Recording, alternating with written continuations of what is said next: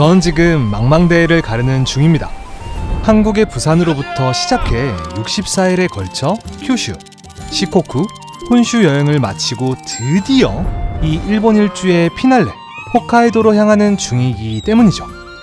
일본의 중남부와는 확연히 다른, 언어만 같을 뿐 다른 나라라고 보아도 무방할 정도로 아름다운 식생들과 온정을 머금고 있는 홋카이도.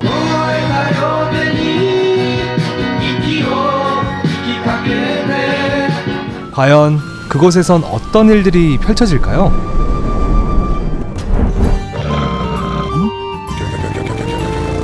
그럼 이 천혜의 자연 속으로 함께 떠나보시죠.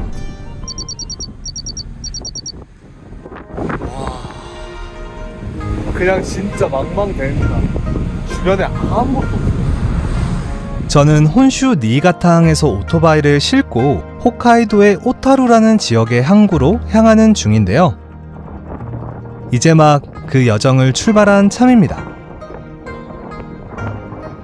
확실히 여기가 망망대해라서 그런지 아니면 위도가 높아져서 홋카이도 쪽으로 가고 있어서 날씨가 추워서 그런지 모르겠는데 이제 이 반팔 하나로 버티기가 힘들어요. 굉장히 좀 춥습니다. 홋카이도 가기 딱 좋은 날씨입니다. 특이하게도 이 배 5층에는 대욕장, 그러니까 목욕탕이 있는데요. 제가 여기를 갈까 말까 엄청 고민을 하다가 그래도 온 김에 한번 가보자 라고 해서 들어갔는데 안 가면 후회할 뻔했어요. 지금 이 벽 너머가 목욕탕이거든요. 근데 목욕탕이 그렇게 크진 않아요. 그냥 뭐 욕조 2개에다가 샤워기 한 10개 정도 있네요. 그런데 시설이 굉장히 깔끔했고 첫 번째로 충격이었던 건 안에 건식 사우나가 있었어요. 그래서 와, 그래도 나름 잘해놨구나 생각했는데 또 옆에 보니까 야외 노천탕이 있네요. 한번 생각해보세요. 이 망망대해를 그냥 빨개 벗은 상태로 긴다마 그냥 2개 덜렁거리면서 이 모습들을 보면서 반신욕을 할 수 있다니. 와. 그리고 홋카이도 오타루 도착 시간이 4시 반이라고 합니다. 근데 오토바이는 먼저 내려가지고 준비하는 시간이 4시 10분에서 15분이래요. 그리고 해가 뜨는 시간이 3시 50 몇 분인가 그랬어요. 그래서 한 3시쯤 일어나가지고 미리 준비 다 하고 해 뜨는 거 보고 새로운 마음가짐으로 홋카이도를 한번 여행해 보려고 합니다. 그럼 내일 아침에 뵙겠습니다. 잠을 진짜 많이 설쳤어요. 거의 잠을 못 잤습니다. 여기가 이상하게 미세 진동이 있거든요. 배의 미세 진동. 이게 이 침대가 못 걸러줘가지고 잠을 좀 많이 설쳤습니다. 그래서 내려가지고 어디 가가지고 공원 같은 데서 좀 잠을 자든가 하고 이제 내려야 되니까 준비를 해야죠. 그리고 일출도 봐야 되고요. 해가 가득하게 낀 곳에 홋카이도가 보이고 있습니다. 확실히 날씨가 굉장히 선선하게 하네요. 아침 바람이 굉장히 쌀쌀합니다. 이제는 라이딩하기 굉장히 좋다는 말이죠. 코끝을 끌어안는 홋카이도의 첫 향기를 음미할 때쯤 해무 속에 가리웠던 홋카이도가 손끝에 닿을 만큼 가까워지고 있었는데요. 오토바이 선적한 사람들은 먼저 시간이 돼서 내려오라고 하네요.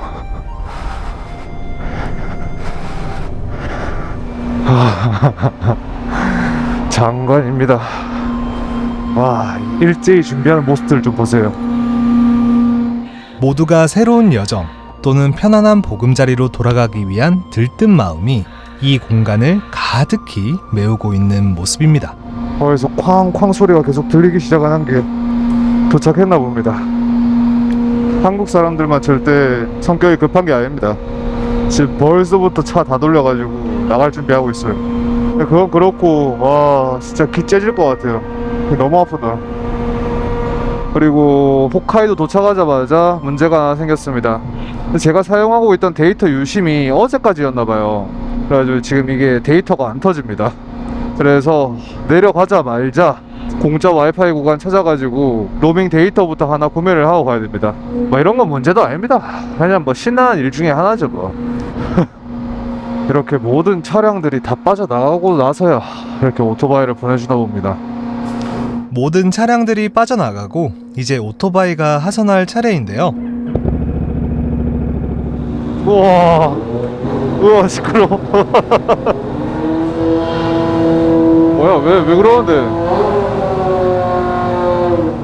왜 그러는데 와, 그리고 그 많은 차가 다 나간 게 아니었어요. 아직도 반이나 남았습니다, 차가. 배가 도대체 얼마나 큰 거야? 긴 기다림 끝에 드디어 홋카이도입니다. 홋카이도의 아침이 밝았습니다. 와, 아침 공기 진짜 선선하네요. 너무 좋다. 이렇게 홋카이도의 서쪽 삿포로의 좌측에 위치한 운하의 도시 오타루에서 이 홋카이도 여정의 첫 스로틀을 열어보는데요. 모르겠습니다. 그냥 친구들 따라서 한번 가볼게요. 길 따라 바람 따라 편의점 나올 때까지 달립니다. 홋카이도를 따스히 감싸안기 시작한 저 태양도 제 여정을 응원하는 것만 같습니다. 편의점이 나올 생각은 안 하는데 일단 경치가 너무 아름답습니다. 그런데 뭔가 이상합니다. 한참을 달렸는데 말이죠. 야, 이거 혼슈에서는 편의점이나 주유소가 뭐 한 너댓 개가 뭐야, 한 10개 정도는 지나쳤을 거리인데 이거 하나도 안 보입니다. 우와, 드디어 나왔다. 온 김에 기름도 좀 넣고 갈게요. 여기 편의점 근처에 어딘가에서 아주 미세하게 흘러나오는 공짜 와이파이로 통신을 겨우 살려놨고요. 푹서나 밥 먹자. 든든하게 배도 채워주고요. 어구, 맛있어. 다행히도 제가 있던 곳 근처에 굉장히 조용한 공원이 있는 것 같더라고요. 너무 몸이 고돼가지고 여기 잠깐만 좀 앉아서 눈을 붙이고 가겠습니다. 이렇게 1시간 정도 피곤에게 머리를 내어줬을 때였을까요? 눈을 떴을 땐 이미 평화로움이라는 것이 자욱하게 내려앉은 후였습니다.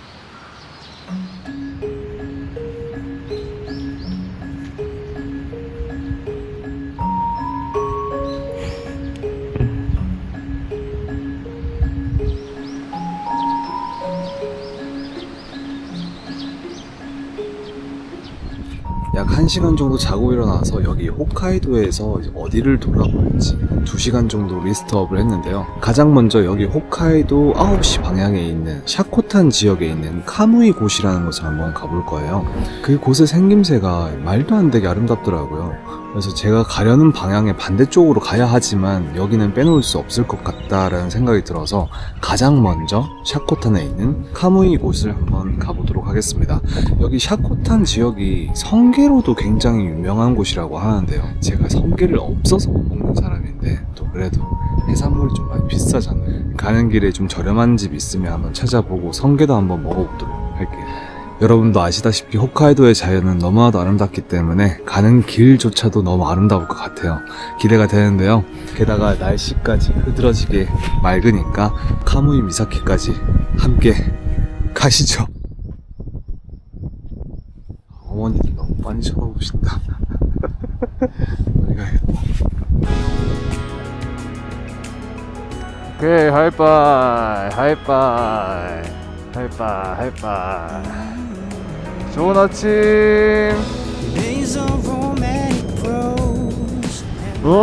막 길이 쭉쭉 뚫리갖고 막 시원시원합니다.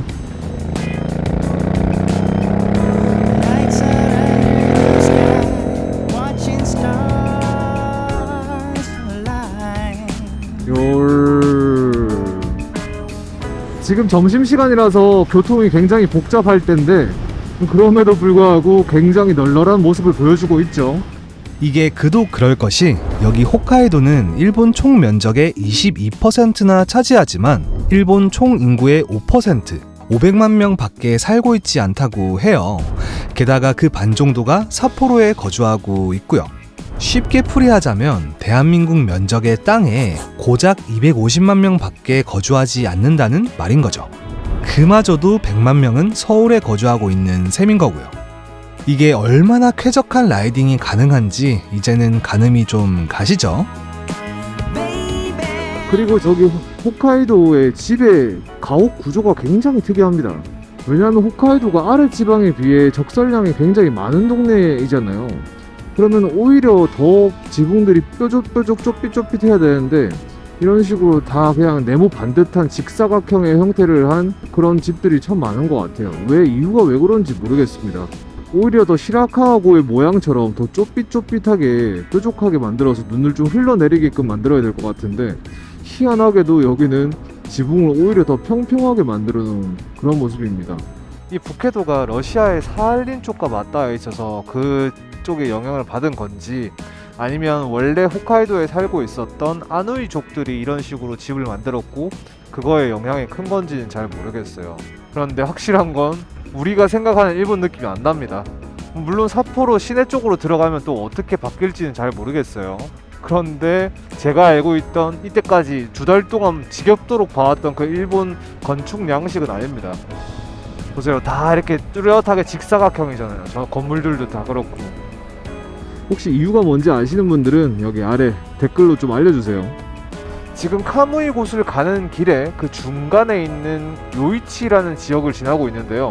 제가 여기를 지나면서 와, 홋카이도는 확실히 다르구나 라고 느끼게 된 게 뭐냐면은, 오늘 날씨가 최고 온도가 23도밖에 안 되는데 그냥 가만히 있으면 또 땀이 줄줄줄 흐를 정도로 덥거든요.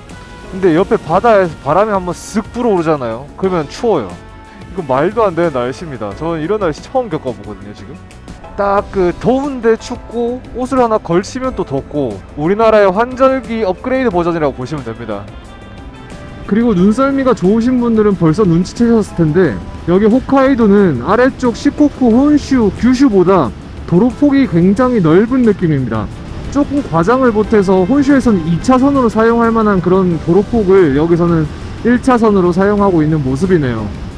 지금 저기 끝에 요거 말고 저 뒤에 건너편에 있는 게 아마 제가 가려고 하는 카무이 곳인 것 같습니다.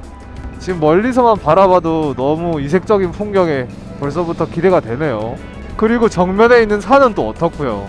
저기는 후지산처럼 해발고도가 엄청 높아 보이지가 않는데, 여기 지금 온도가 그렇게까지 많이 올라가지 않은 상태라서 눈이 아직도 저렇게 녹지 않고 있는 것 같습니다. 후지산 다음으로 너무 신기할 따름입니다, 이 한국 촌놈은. 이렇게 푸름의 그라데이션 위를 미끄러지듯 내달리며 저는 홋카이도의 첫 번째 목적지 샤코탄 반도 카무이 곳에 거의 다다랐는데요. 우와, 여기에 뭐가 있는 것 같아서 한번 들어가 볼게요. 관광지라서 좀 비쌀 것 같긴 한데. 목적지는 코앞에다가 허기 앞에는 장사 없으니 가격이 비쌀 것이라는 것을 감안하고서라도 식사를 위해 들어가 봤는데요. 언제나 그렇듯 번역기의 도움을 받아 주문을 하는데, 와, 이거 생각했던 것보다 상당히 비싸더라고요. 우니 이쿠라돈ですね。はい。 저는 여기서 가장 저렴한 우니 이쿠라돈, ウニイクラ丼です。 성게 연어알 반반 덮밥을 먹어보기로 했는데요. 제가 미식과는 거리가 먼 편이라 맛에 대해서는 잘 모르지만 항상 차갑게 먹었던 성게를 따뜻한 밥 위에 올려 먹으니 그 성게향의 녹진함이 새롭게 느껴지더라고요. 그런데 문화 차이, 또 해산물이라는 다소 비싼 음식점이라는 것을 감안하더라도 평균 7-8천 원의 식사에서도 다양한 밑반찬을 먹을 수 있는 한국과는 달리 약 4만 원이나 하는 비싼 덮밥임에도 부실한 밑반찬의 구성은 다소 아쉽게 다가왔습니다. 물론 바닥까지 싹싹 긁어 먹었지만 말이죠. 서둘러 허기를 채우고 바로 곁에 위치한 카무이 곳에 도착을 했는데요. 이 기나긴 카무이 곳 정복은 작은 언덕을 오르는 것으로부터 시작됩니다. 카무이 곳의 카무이는 이 근방의 토착민 아누이족의 언어로서 신 또는 정령을 뜻한다고 하는데요. 이 언덕에 올라설 때쯤 왜 그런 이름이 붙었는지 단번에 이해하게 되었죠. 와.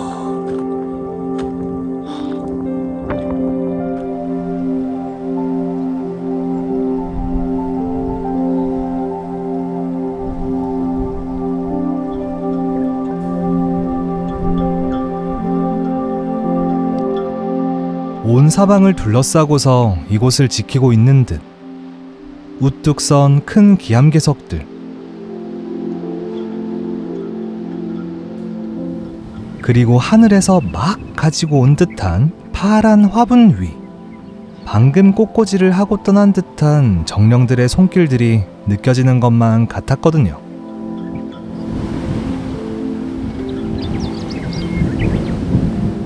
지금 저기 보이는 곳이 카와이 전망대인데 저까지 한 30분 걸린다고 합니다.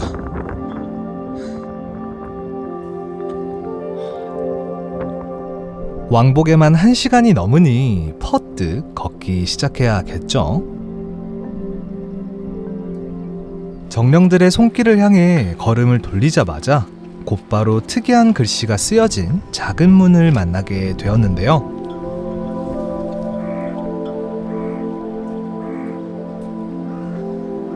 지금이야 모든 사람이 평등하게 방문할 수 있는 곳이지만 옛날 이 근방 사람들에게는 여인금제, 즉 여성들의 출입이 불가능한 곳이었다고 해요. 전설에 따르면 연인에게 버림받은 차랭카라는 아이누족 여성이 이곳에서 투신해 원혼이 되었고 여성을 태운 모든 배는 침몰한다 라는 저주를 남겼기 때문이라고 합니다. 이 카무이 미사키를 걷기 시작하면 어느 쪽으로 눈을 돌리든 꽉 차있는 푸름을 마주할 수 있는데 이 모든 것을 아울러 이 지역의 이름을 본따 샤코탄 블루라고 부른다고 하네요.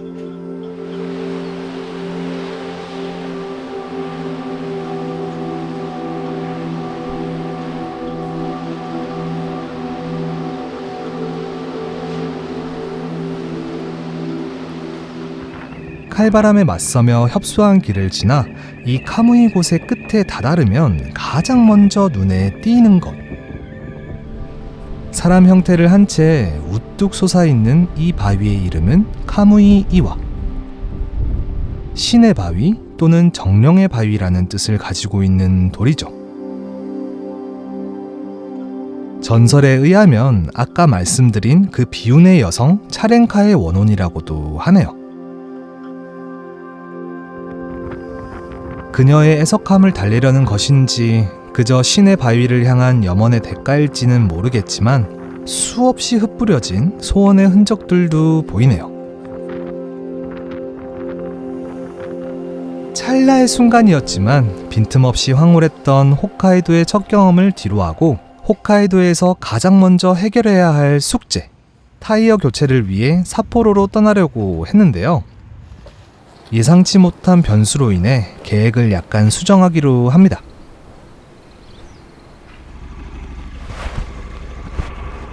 타이어 교체 예약 일정이 오늘은 안 되고 내일 오전에 된다고 해가지고요. 그냥 오늘은 오타루에 있는 그냥 제가 회리에서 내렸던 곳 있잖아요. 그래서 거기서 하루 묵고 내일 오전에 삿포로로 넘어가서 타이어를 교체하려고 합니다. 지금 시간이 3시인데요. 쌀쌀합니다. 게다가 해도 뉘엿뉘엿한 게 아니 벌써 해질녘 다 돼가는 것 같아요.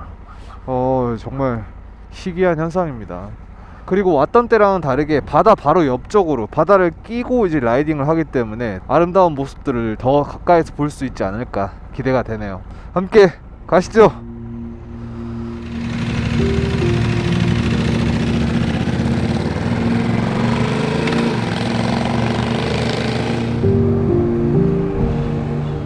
아따 엄마야, 이 경치 봐라야. 혼자 보기 너무 아까워요 진짜. 근데 혼자 보는 거고 나발이고 너무 추워요. 지금 만약에 큐슈나 혼슈였으면 지금 너무 더워서 반팔마저도 벗고 싶을 텐데 와, 여기 지금 온도가 몇 도인지 모르겠는데 바람이 강해서 그런가 엄청 춥네요. 보온에 잘 신경을 써야 될 것 같습니다. 오.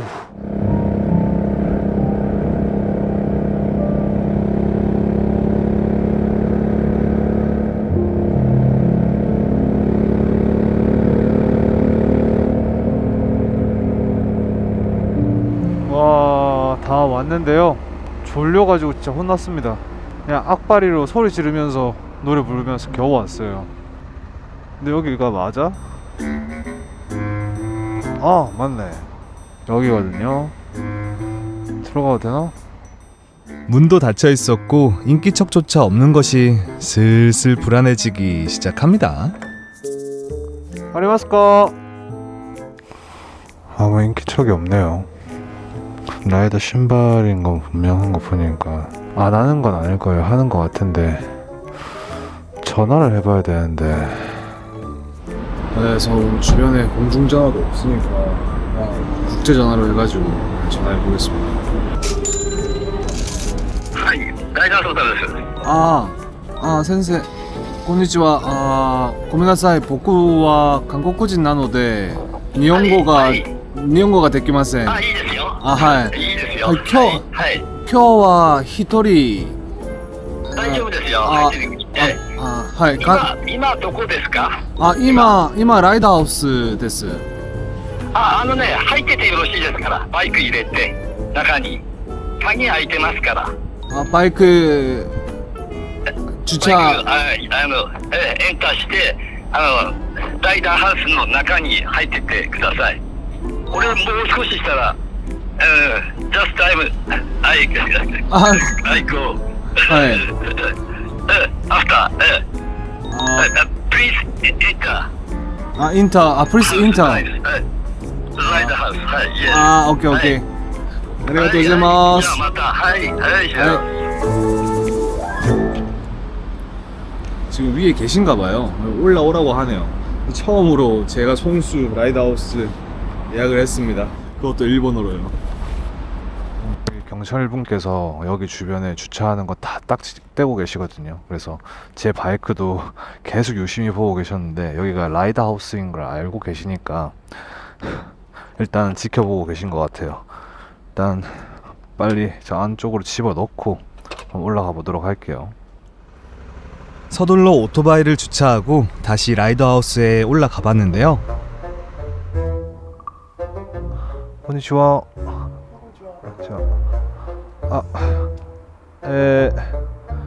라이더 하우스の先生ですか? ないですか?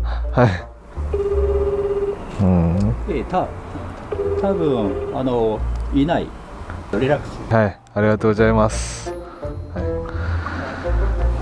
テイクオフギアヘルメット。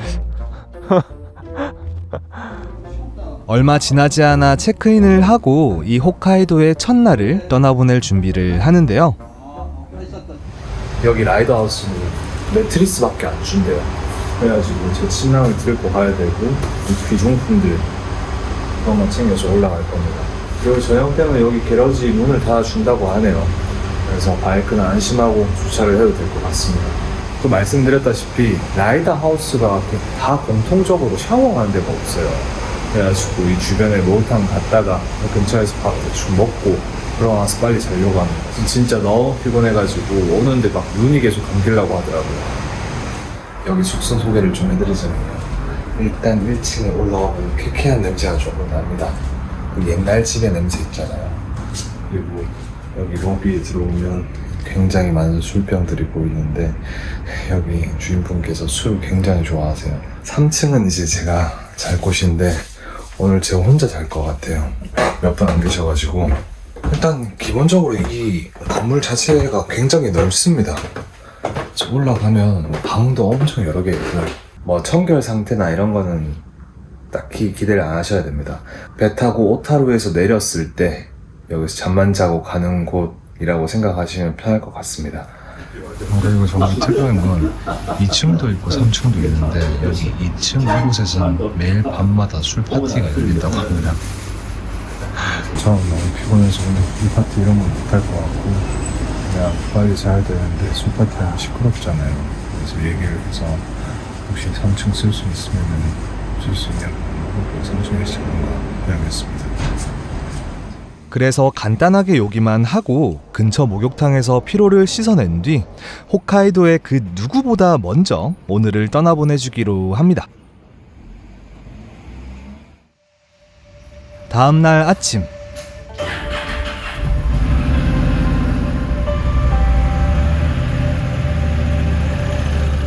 저는 눈을 뜨자마자 곧장 오토바이 위에 올라타 길을 나섰는데요. 그래서 전 삿포로에 있는 리버랜드 서비스라는 오토바이 센터를 갈 겁니다. 거기 로드뷰를 보니까 좀 건물이 허름한데 오히려 이런 데가 좀 인정을 받나 봐요. 일본은 리뷰가 상당히 괜찮더라고요. 그래서 그쪽에 가서 타이어를 교체하려고 합니다. 근데 비가 왜 이렇게 오냐 갑자기? 촉촉한 홋카이도의 아침을 음미하며 약 1시간 정도를 내리 달려서 삿포로 시내에 위치한 정비소에 거의 다다랐는데요. 지금 다 왔는데요. 예정보다 한 30분 정도 더 일찍 도착을 해버렸습니다. 뭐 늦는 것보다는 좋은 거니까요. 그리고 또 혹시 모르죠. 바로 또 정비를 받을 수 있을지도. 역시나 옛말 하나 틀린 게 없습니다. 천도 수근, 하늘은 부지런한 사람에게 보답한다고 했었나요? 사람들이 많네요. 혹시 소문난 곳이라 그런가. konnichiwa. キムさん、はいはい。はじめまして。網屋とかで全部、はいはい下ろせますか？はい。どうぞください。はい。 이곳은 아버지와 아들이 함께 운영하는 오토바이 샵이었는데요. 역시나 긍정적인 리뷰가 가득한 이유가 있었습니다. 미소와 친절은 물론이고 실력과 스피드까지 겸비한 곳 같더라고요. 타이어 교체를 포함해서 휠 밸런스와 장력 조절까지 순식간에 끝이 났는데요. 이곳은 오사카에서 배웠던 사무엘 구독자님께서 도와주신 덕분에 제가 원하는 타이어 선택과 정비까지 쉽게 끝낼 수 있었습니다. 앞으로 코팅이 벗겨지기 전까지는 천천히 더 안전하게 타야겠죠. 앞으로의 삿포로 함께하자 이 녀석아. 아리가또 고자이마시타. 이렇게 타이어 교체를 신속하게 마치고 본격적인 홋카이도 라이딩에 앞서 삿포로 시내에 나온 김에 마루가메 제면이라는 곳에서 허기를 달래고 가기로 하는데요.